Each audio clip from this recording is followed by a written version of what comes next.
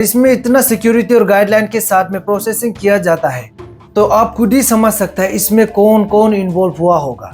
After all ये murder case और government का वीक रिस्पॉन्स से हम लोग इतना तक तो साफ समझ गया है कि ये जितना खेल चल रहा है ये पूरा हायर अथॉरिटीज और पॉलिटिशियन का नेक्सस है। क्योंकि एक्चुअली में देखा जाएगा तो ये कमीशन बहुत स्ट्रॉन्ग गाइडलाइन और सिक्योरिटी के साथ में प्रोसीड्यूर किया जाता है। सभी को फिर से नमस्ते। और आज का ये टॉपिक वो सिस्टम को लेके है जो हम जैसे लाखों करोड़ों युवाओं का सपना को मर्डर करता है। इससे सिर्फ हमारा सपना को ही नहीं, इवन सिस्टम का अंदर में एक वायरस इम्बोडिड किया है जिससे सिस्टम को मेल फंक्शनिंग कराता है। और ये है the paper leak in state public service commission exams. हम सब तो ये बात तो बचपन से सुनते आ रहे हैं कि students are the backbone of every nation. लेकिन अगर इसी बैकबोन का फ्यूचर को तोड़ मरोड़ के मर्डर किया जाएगा तो आप पूरी इमेजिन कर सकते हैं कि वो नेशन का क्या हाल होगा। और अभी के समय में हम सब ये बात भी जान गया है कि ये बैकबोन को मर्डर करने के लिए इसका प्राइमरी वेपन होता है करप्शन। और यही बीते कुछ 5 सालों के अंदर इंडिया का 15 स्टेट्स में पेपर लीक केसेस का महामारी फैल चुका है, जो करप्शन का एक काला चेहरा है। और ये इसका नतीजा के कारण राजस्थान में 38,41,000 स्टूडेंट्स को अभी तक इनजस्टिस हुआ है, वो भी सिर्फ 40,590 पोस्ट के लिए। यहाँ में आप खुद ही सोच के देख सकते हैं, अगर यहाँ में फेयर तरीका से भी अगर एग्जाम को कंडक्ट कराया जाने से भी ओनली 40,590 लोगों को सिर्फ पोस्ट मिलेगा, बट रेस्ट 38,410 लोगों को फिर से बेरोजगार होना पड़ेगा। लेकिन भी हमारा सिस्टम वाला इसको भी शांति से फेयरली कंडक्ट करने नहीं देता है और अपना सेल्फ बेनिफिट के लिए यही लाखों करोड़ों स्टूडेंट्स का फ्यूचर को डिप्राइव कर देता है। और यही 15 स्टेट्स में से हमारा अरुणाचल प्रदेश भी यही महामारी से शिकार हो चुका है। और अभी तक इंडिया में 41 ऐसे पेपर लीक रैकेट का डॉक्यूमेंटेड केसेस रजिस्टर्ड हो चुका है। इसमें सबसे ज्यादा एग्जाम पेपर लीक का रिकॉर्ड राजस्थान में हुआ है, जिसके कारण 7 टाइम्स कैंसिलेशन अभी तक कराया गया है। और हमारा अरुणाचल प्रदेश में सिर्फ एक बार कैंसिल कराया गया है, बट वो भी बहुत सीरियस और फेडरल तरीका से। इतना तक हुआ है कि यहाँ में एक ईमानदार ऑफिसर का कंस्पिरेसी तरीका से मर्डर भी किया जाता है, वो भी उसका बेटी का जन्मदिन में। एनीवेज, राजस्थान का पेपर लीक केस को देखा जाएगा तो यहाँ में इंटरेस्टिंग का बात तो ये है कि जब वहाँ में पेपर लीक हुआ था तब उस समय में वहाँ कांग्रेस गवर्नमेंट था और उसी समय नरेंद्र मोदी जी ब्लेम गेम खेल के वहाँ का जो पेपर लीक स्कैंडल था उसका पूरा ब्लेम वहाँ का सरकार को ठहराया जाता है। राजस्थान में जितनी बार पेपर लीक होते हैं वो हर बार पूरे राज्य को शर्मिंदगी से भर देते हैं। यहाँ की कांग्रेस सरकार पेपर लीक माफिया को संरक्षण देती है। बट नाउ प्रेजेंट टाइमलाइन में जो भी जगह में पेपर लीक स्कैंडल का केसेस हुआ है वहाँ तो पूरा बीजेपी गवर्नमेंट है। तो अभी क्या बोलता है, अभी तो सिर्फ ये लोग हिपोक्रेट होके बैठा है और सिर्फ एक्सक्यूज करता है और उल्टा जो इसका अगेंस्ट में आवाज उठाता है उसी का ऊपर में लॉ एंड ऑर्डर इश्यू करता है और मुंह बंद करने के लिए कोशिश करता है। और हमारा अरुणाचल प्रदेश का बात किया जाएगा तो हमारा सीएम सर का इरेस्पॉन्सिबिलिटीज और एक्सक्यूजेस तो रुकने का नाम ही नहीं लेते। There's a big confusion going around. I think someone is trying to mislead the use of Arunachal Pradesh. As I've already mentioned, कि Arunachal Pradesh Public Service Commission is an autonomous body. New chairman has taken over, new members they have taken over, new set of officials they have been posted. अभी उसमें autonomous body है, इसलिए उन लोगों का SOP का ठीक करना भी उनका ही जिम्मेदारी है, ये सरकार का कंट्रोल में नहीं होता है। माना कि स्टेट कमीशन एक ऑटोनमस बॉडी है, बट गवर्नमेंट के पास में वो अथॉरिटी होता है जिससे एक रिफॉर्मेशन ला सके कमीशन के अंडर में। जब एक स्टेट पब्लिक सर्विस कमीशन में लूपहोल्स हो जाएगा तो उसमें गवर्नमेंट इंटरवेन करके उसमें ट्रांसपेरेंसी, अकाउंटेबिलिटी, फेयरनेस और रेस्पॉन्सिवनेस को एड्रेस करते हुए जिससे कमीशन के अंदर में एफिशिएंसी, फेयरनेस एंड इफेक्टिवनेस में इंप्रूव कर सके। So back to the topic. शायद ये पेपर लीक से 1-2 लोगों का घर चल जाता होगा, लेकिन इससे लाखों करोड़ों गरीब यूथ्स जो अपना माँ बाप के लिए एक अच्छा फ्यूचर देखता है और जो अपना फ्यूचर के लिए कुछ सपना देखता है, ये उन लोगों का सपना को नोच नोच के मर्डर करता है। और ये सिर्फ हमारा फ्यूचर को ही नहीं, इवन हमारा सिस्टम का अंदर में अनक्वालिफाइड ऑफिसर्स को रेस्पॉन्सिबिलिटीज देके पूरा सिस्टम का मशीनरी के अंदर एक वायरस को इंजेक्ट किया जैसे इसमें मेल फंक्शनिंग करने देता है। और इसी का वजह से आज हमारा सिस्टम के अंदर पूरा करप्शन और क्राइम से भरा पड़ा है। और इसी को आज हम समझ के डील नहीं करने से हमारा फ्यूचर के लिए ये एक मेहनत साबित होगा। किसी महापुरुष ने कहा था, अगर आप सिस्टम को समझ जाएगा तो आपको वहाँ का प्रॉब्लम और सॉल्यूशन खुद ब खुद समझ में आ जाएगा। इसीलिए आज हम इसको सिंप्लीफाई करने के लिए कोशिश करेगा कि ये पेपर लीक क्राइम को किस तरह से अंजाम दिया जाता है और इसमें कौन कौन इन्वॉल्व रह सकता है। सो बेसिकली हम अरुणाचल प्रदेश से बिलोंग करते हैं, तो हम आप सबको हमारे यहाँ का APPSC फियास्को का केस का थ्रू से समझाने के लिए कोशिश करेगा। ये फियास्को देखने में एक मिस्टीफ लगता है, बट इसको आप तोड़ के देखेगा तो ये वो बीमार है जो अंदर से पूरा खोखला होके बैठा है। तो इसीलिए जब आप ये कमीशन को समझ जाएगा तो आपको यहाँ का पूरा लूप होल्स खुद ब खुद समझ में आ जाएगा। इसीलिए इसको समझने के लिए हम हमारा स्टेट पब्लिक सर्विस कमीशन का पेपर लीक केस को स्टडी करेगा, क्योंकि इंडिया में जितना भी स्टेट पब्लिक सर्विस कमीशन है ये सब ऑलमोस्ट सेम कैरेक्टर से फंक्शन करता है। सो हमारा अरुणाचल प्रदेश का पेपर लीक केस 2004 से शुरू होता है, जिसको हम PDS स्कैंडल से जाना जाता है, जिसमें 1000 करोड़ से ज्यादा पैसा का ये पेपर लीक में इन्वॉल्वमेंट हुआ था। इसके बाद 2014, 2017, 2019 में ये पेपर लीक होने का रिपोर्ट सामने आता है और फाइनली 29 अगस्त 2022 को हमारा स्टेट पब्लिक सर्विस कमीशन का पूरा काला सच एक्सपोज होता है। और इसी दिन से हमारा स्टेट पब्लिक सर्विस कमीशन का पेपर लीक केस जो है लाइमलाइट में आ जाता है। और ये डीप रूटेड करप्शन नेक्सस को एक्सपोज करने वाला विसल ब्लोअर हीरो का नाम था ग्यामर पादंग जी। बट अनफॉर्चुनेटली ऑन 3 मई 2023 ये वो आखिरी दिन था जिस समय हमारा हीरो लेट ग्यामर पादंग जी हमें आखिरी बार अलविदा कह के ये क्रूल वर्ल्ड से चला जाता है। लेकिन हमें गर्व है ऐसे इंटेलेक्चुअल्स का जो अपना नॉलेज को पब्लिक का वेलफेयर के लिए आवाज उठाता है। And thank you Gyamar Padang ji for your brave contribution for us, क्योंकि इन्हीं का हिम्मत के कारण हम सबको वो अंधकार से बाहर लाके हमें ये दिखाया है कि हमारा साथ कितना इनजस्टिस हो रहा था। और यहाँ से एक्सपोज होता है हमारा स्टेट पब्लिक सर्विस कमीशन का डार्क रियलिटी। और ये स्कैंडल का मेन एक्यूज होता है ताकेत जेरांग, वो भी उस समय का APPSCE का डिप्टी कंट्रोलर ऑफ एग्जामिनेशन। इनका कमीशन के अंदर में क्या रोल था इसको हम आगे डिस्कस करके समझेगा। और ये इशू को बाद में अंशु, नारी शक्ति, पान अरुणाचल जॉइंट स्टीयरिंग कमेटी और सोशल एक्टिविस्ट जैसे सोल दोदुम जैसे लोग फाइनली टैकल करता है। और साथ में हमारा जितना डिफरेंट एक्सपीरियंस है सब मिलके इसका अगेंस्ट आवाज उठाता है।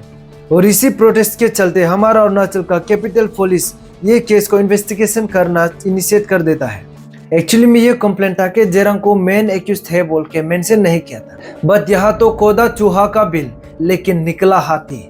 और इसी के साथ यही फर्स्ट फेज इन्वेस्टिगेशन में 5 लोगों को अरेस्ट किया जाता है, जिसमें APPSCE deputy controller of exam Taket Jerang और एक AE कैंडिडेट थॉमस गादुक और उसी का पिताजी तान्यांग गादुक जो कि एक हेड असिस्टेंट होता है, और यूपी का जेजू इंस्टीट्यूट का टीचर अखिलेश यादव और पंगिन का एक जूनियर टीचर थामा सारो बोल के ये सब 5 को अरेस्ट करता है। फाइनली ऑन 26 अक्टूबर 2022 को ये इन्वेस्टिगेशन स्टेट पुलिस से CBI को हैंड ओवर किया जाता है और इसी के साथ 51 इंडिविजुअल्स को अरेस्ट करता है, जिसमें 19 एम्प्लॉयज को टर्मिनेट किया जाता है और 22 को डिसिप्लिनरी एक्शन लिया जाता है। फिर भी इतना सब कुछ आंख के सामने में होने के बाद भी CBI ताकेत जेरांग का अगेंस्ट में सुप्रीम कोर्ट में चार्जशीट फाइल नहीं कर सकता है, जिसके कारण ताकेत जेरांग को बेल मिल जाता है। और एक सोचने वाला बात तो ये है कि ताकेत जेरांग को अभी तक टर्मिनेट नहीं किया है। इतना सब कुछ आंख के सामने में होने के बाद भी ताकेत जेरांग को पोस्ट रिटायरमेंट दे के रखा है। और पोस्ट रिटायरमेंट का मतलब ये है कि रिटायरमेंट में जो भी फैसिलिटीज होगा वो सब उसको बेनिफिट मिलेगा। तो अभी हम क्या समझेगा, सिस्टम का प्रोसीड्यूर या सिस्टम में कमजोरी? शायद आप लोगों को ये बात मालूम नहीं होगा। इसमें एक पैराडॉक्स वाला बात है। जब CBI ये केस को इन्वेस्टिगेशन करने के लिए स्टेट गवर्नमेंट से 19 IO यानी इन्वेस्टिगेशन ऑफिसर का मांग करता है, तो हमारा स्टेट गवर्नमेंट वाला कितना देता है पता है? ओनली 2, सिर्फ 2 इन्वेस्टिगेशन ऑफिसर CBI को प्रोवाइड करता है। तो इससे आप ये बात तो समझ सकता है कि हमारा स्टेट गवर्नमेंट ये केस में कितना एफर्ट डाला है, एफर्टलेस वाला एफर्ट। और उनमें से तो एक SIC ऑफिसर ले तुम्ही गंखक जी का मर्डर केस का मेन एक्यूज्ड है। तो आप कुछ सोच के देखो, how ridiculous is this case. तो आइए चलो ये मामला को और डिटेल से रेजोनेट करने के लिए कोशिश करता है कि ये पेपर लीक को किस तरह से अंजाम दिया जा सकता है और इसमें कौन कौन इन्वॉल्व हो सकता है। तो इसको समझने के लिए हमको सबसे पहले एक स्टेट पब्लिक सर्विस कमीशन किस तरह से फंक्शन करता है वो समझते हैं, और इसमें कौन कौन ऑफिशियल्स हायरार्कीली ऑर्गेनाइज्ड होता है और इन लोगों का क्या क्या रोल एंड फंक्शंस है इसको समझते हैं। तो ये कमीशन के अंदर में ये सब ऑफिशियल्स रहता है जिससे ये सिस्टम को चलाया जाता है। फर्स्ट होता है एक चेयरमैन जो पूरा कमीशन को लीड करता है, और इसके बाद होता है 4 मेंबर्स, इसके बाद एक सेक्रेटरी, और यहाँ से ही ये एग्जामिनेशन प्रोसीड्यूर्स का एडमिनिस्ट्रेशन को इम्प्लीमेंटेशन किया जाता है। और इसके अंदर होता है joint secretary, controller of exam, deputy secretary, deputy controller of exam, under secretary, assistant controller of exam, section officers, और उसके बाद असिस्टेंट्स, यूडीसी, एलडीसी, ये सब मिलके एक स्टेट पब्लिक सर्विस कमीशन का एग्जाम को फॉर्मुलेशन करता है। और इन लोगों को अपॉइंट करता है एक स्टेट का गवर्नर, लेकिन इसको गवर्नमेंट ऑफिशियल का तरफ से रेकमेंड किया जाता है। इवन लेजिस्लेटर और अपना सीएम भी रिकमेंडेशन देता है अपॉइंट करने के लिए। तो आइए चलो हम ये समझते हैं इन लोगों का ये कमीशन के अंदर में क्या रोल एंड फंक्शंस है जिससे ये लोग ये कमीशन को सर्व करता है। और यहाँ से ही हम ये समझने के लिए कोशिश करेगा ये पेपर लीक स्कैंडल करने के लिए इनमें से कौन कौन रेस्पॉन्सिबिलिटीज हो सकता है।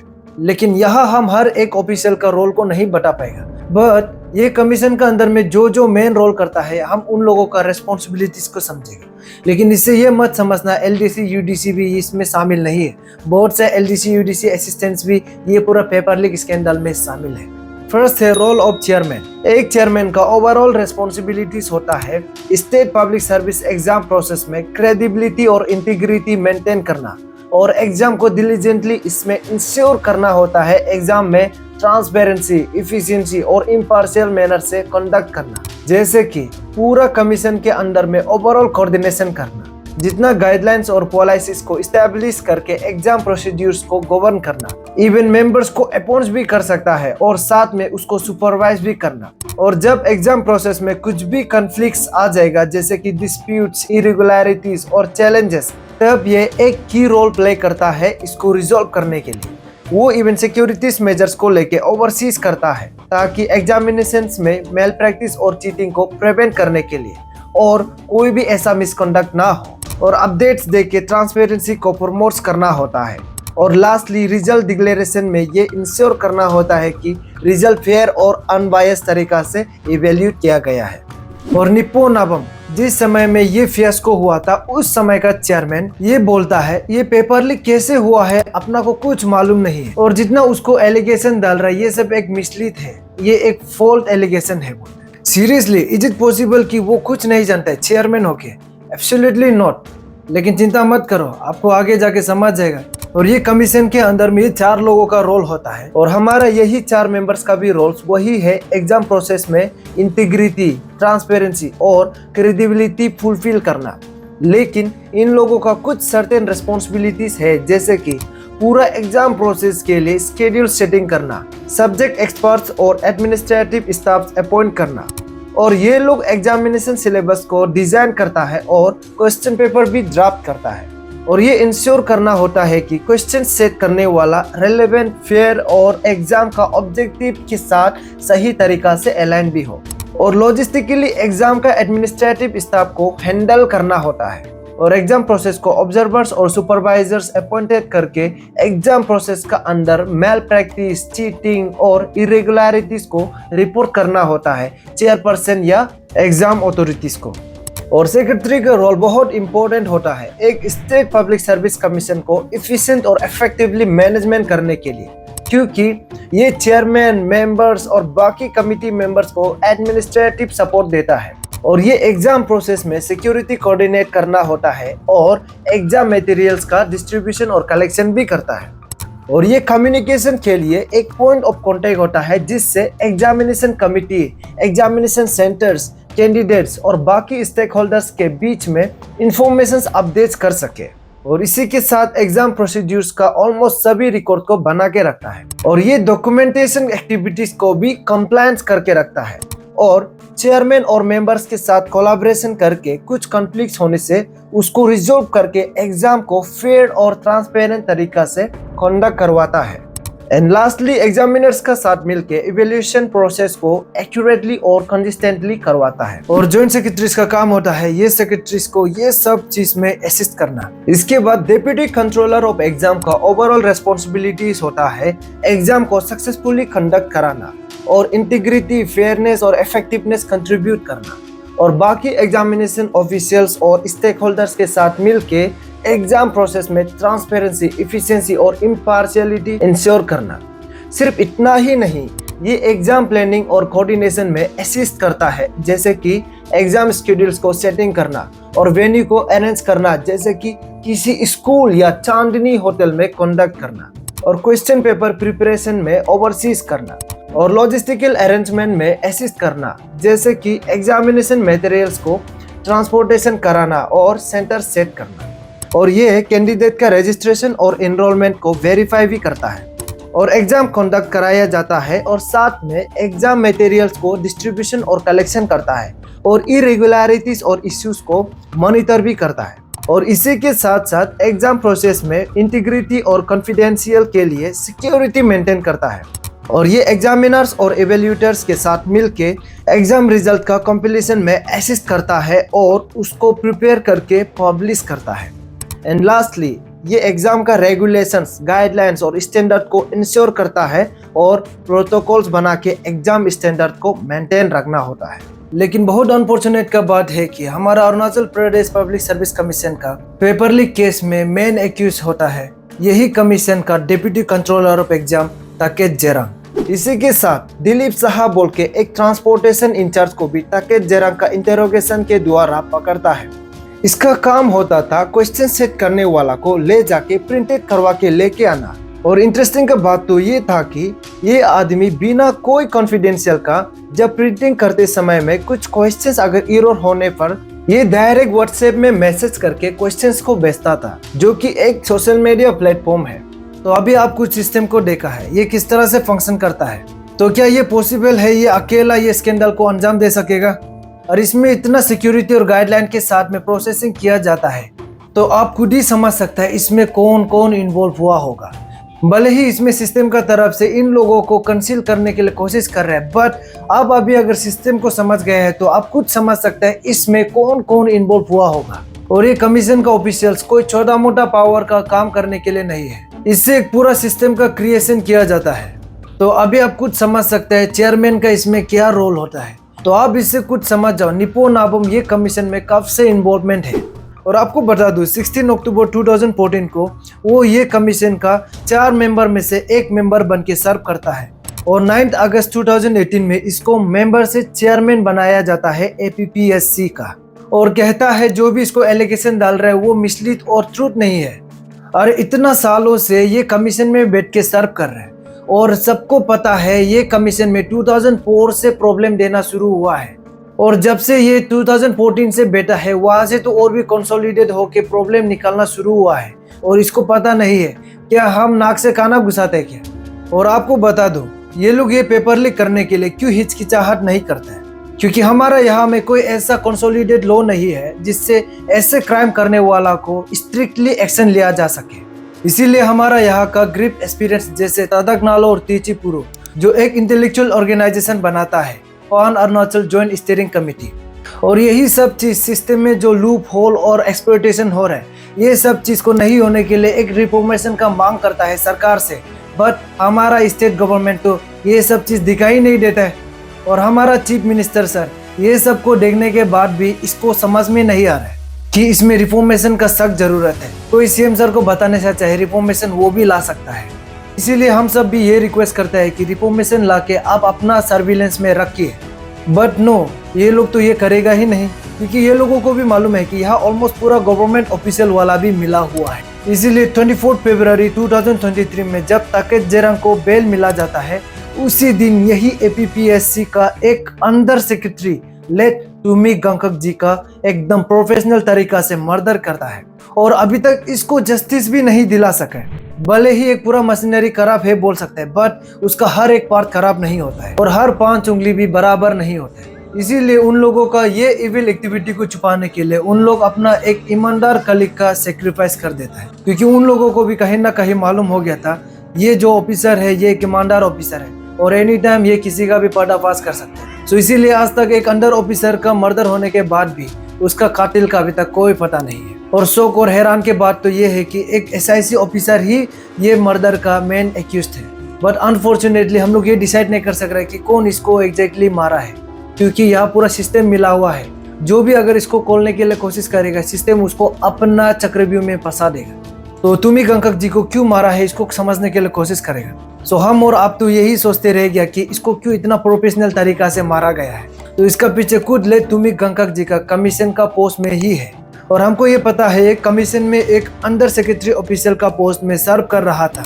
अंडर सेक्रेटरी का ओवरऑल काम होता है स्टेट पब्लिक सर्विस एग्जाम में इफिशिएंट और इफेक्टिव मैनेजमेंट में सपोर्ट करना, और इसका की रोल होता है एडमिनिस्ट्रेटिव को सपोर्ट करना, लॉजिस्टिकली कोऑर्डिनेशन करना, इंपॉर्टेंट इंफॉर्मेशन को कम्युनिकेशन और कॉरेस्पॉन्डेंस करना, और जितना भी एग्जाम का प्रोसेस है उसको रिकॉर्ड और डॉक्यूमेंटेशन करके रखना। इसलिए कहीं ना कहीं यही रीजन था ये रिकॉर्ड्स और डॉक्यूमेंट्स को रिमूव करने के लिए, टू रिमूव हिज लाइफ। तो आप इससे समझ गया होगा इसका मर्डर क्यों किया गया होगा, क्योंकि इसका पीछे बहुत सारा ऐसा राज हो सकता है जो अगर रिवील होने पर सबका पर्दाफाश कर सकता था। इसीलिए इसको जस्टिस जरूर मिलना है, और जो लाखों करोड़ों यूथ्स का फ्यूचर को इसी के साथ मर्डर किया है उन लोगों को स्ट्रिक्टली इन्वेस्टिगेशन करके सख्त से सख्त सजा देना है।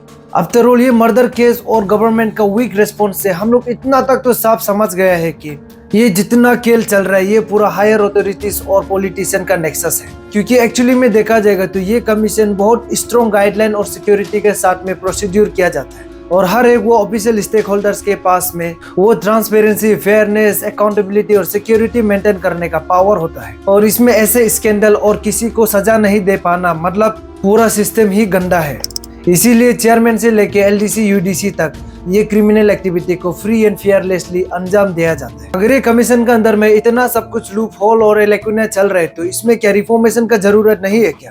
डेफिनेटली जरूरत है इसमें। और इसी चीज को डिमांड करते हुए हमारा ग्रिप एस्पिरेंट्स पान अरुणाचल ज्वाइंट स्टीयरिंग कमेटी का थ्रू से गवर्नमेंट को रिफॉर्मेशन करने के लिए मांग करता है। लेकिन जब गवर्नमेंट हमारा ये आवाज को सुनाई नहीं देता है तब हम जो है कंपेल होकर डेमोक्रेटिक मूवमेंट करने लगता है। तो हमारा रखवाला डिस्ट्रिक्ट मजिस्ट्रेट उसको ये डेमोक्रेटिक मूवमेंट एक एप्रीहेंशन लगता है, और इसके साथ जो लोग ऐसे अपना हक के लिए आवाज उठाता है उन लोगों को जेल में घुसा देता है। इसलिए डियर फ्रेंड्स, आप लोग सबसे एक रिक्वेस्ट है, काइंडली कॉन्शियस हो जाओ और अवेयर हो जाओ।